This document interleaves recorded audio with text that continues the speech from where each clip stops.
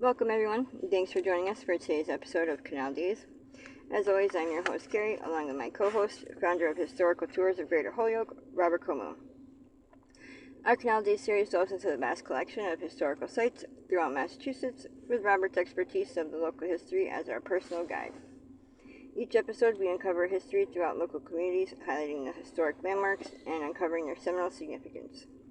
Today's episode of Canal Days, we will be learning about the Harkness Cemetery located in Pelham, Massachusetts. So, clarify what type or style the Harkness Cemetery is. It's a neighborhood style cemetery. There's a lot of those in Pelham, and for that reason, they're usually medium to small in size, built for maybe in the beginning it was a tiny family cemetery, but its location allowed it to grow into a neighborhood cemetery. So today we're going to talk about the particulars of the cemetery, how the graves are arranged, and compare them to other cemeteries around the town. So this kind of cemetery was very popular. In Pelham, there's only two churches that were active, a Methodist church and a Congregational church.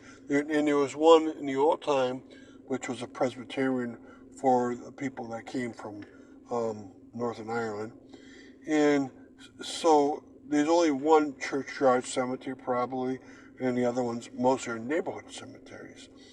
And the geographic shape of Pelham allows or makes it best that it's that kind of arrangement. And detail the particulars of the cemetery. So to find it, you have to be on Amos Road at the corner of Jones's Road, and it's right on the corner. And it's a cemetery that has a certain orientation to it, and that's very important here because the orientation of the cemetery was almost always on an east-west axis, and this cemetery is too. And so the burial stones on east-west axis, post-Revolutionary War, would have the inscriptions on the headstone near the buried person's head pointing towards the west. They would have a footstone pointing towards the east, and in between would be the body. Now, through many processes, including the American cemetery beautification movement of 1880s to 19-teens, a lot of cemeteries moved around, footstones thrown out, headstones were reversed to face the road or interior road or a set direction, and they would have changed them quite a bit. This cemetery never had that happen. In fact, all the cemeteries in Pelham never had that happen because it's very rural. Now, the cemetery is probably from about 1823, maybe from 1830. One of those dates is probably it. And almost all the burials go up to 1899, except 5 modern burials after that point. So it's a very old one with very few modern burials, and modern burials inside Pelham, for the most part, go to the Valley Cemetery. Now, in one row alone, there are 6 burials which have that perfect axis. On the east-west axis, with the headstone pointing west, footstone pointing east, the way it was put into place in the early 1800s. Very rare. Pelham is one of only 5 communities in Hampshire and Hampden County which has at least one cemetery where the burials are on the correct axis and the stones in the correct direction. So be lucky, feel lucky. Pelham has one cemetery and 6 burials, and they're not all in a row, but they're on the same row. And out of 8 burial locations in that row, in one section of that row, 6 of them are in the correct direction. And so that is wonderful. And it is the Harkness family that is the row that this happens in. So something very special has happened. Only 5 communities I found have this. Belchertown has one cemetery where some stones are like this, in fact 6 stones. East Longmeadow has 2. Palmer has one cemetery where there's 12 of them, right? Ludlow has one. But in one cemetery in Pelham, this Harkness Cemetery, you have 6. And that is a wonderful sight. And stick around and we'll be right back after this quick announcement. Are you fascinated by local history and eager to investigate the obscure treasures off the beaten path throughout the state of Massachusetts? Or maybe just seeking an unforgettable cultural activity for family and friends to enjoy? Look no further than Historical Tours of Greater Holyoke, founded by Robert Como. With over a decade of experience, Robert offers captivating tours and presentations of historic sites and landmarks throughout the state. Whether you're interested in canals, cemeteries, charming churches, or more, Robert's tours provide a unique and enriching experience for all. And that's not it. You can also schedule private tours tailored to your interests, ensuring a personalized adventure and unforgettable memories. Perfect for families or groups of all sizes, making for an exciting hands-on learning experience that brings history to life. Simply visit hoyokecanaltour.org or email bobcat4214, capital B, at yahoo.com to book your private tour today. So, getting back to our podcast on the Harkness Cemetery, describe the arrangement of the gravestones. The gravestones themselves within the cemetery are nicely arranged, and I really appreciate that very much. It is a cemetery that is very nicely kept, and there's a sign out front. It tells you its name. It's the only cemetery in Pelham of the 10 that has a sign that tells you where you are, what cemetery it is.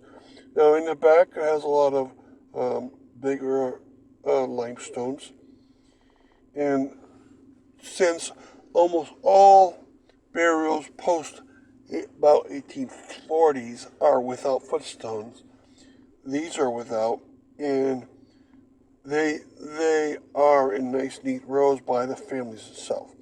Now towards the front, or towards Jones's Road, which is towards the east, there's a whole family of the Harkness family together. And that includes Arlene, John, Ambrose, Amy, Esther, and then another Amy, so there's 2 Amy's in there. And this is the row I was telling you about, where the headstones and the footstones point away from each other, and they're still the way they were even 180 years later when the first burials were in place. And a lot of these stones seem to be made out of slate material.